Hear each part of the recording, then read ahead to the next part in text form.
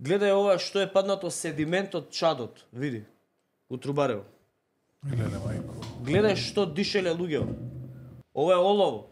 Ама ова ни у Вардар не смее да оди било. Ова нигде не сме да гледај, ова е олово. Ова е од таму, од Трубарево.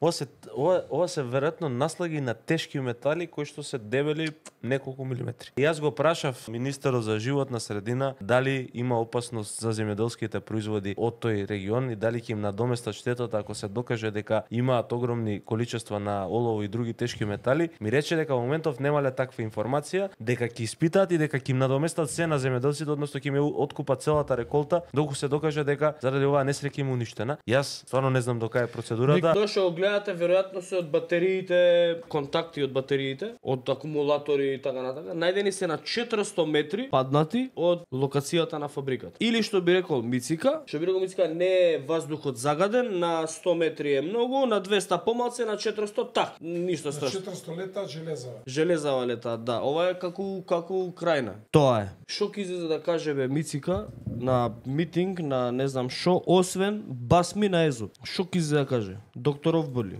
касни пораст. Што ќе каже друго?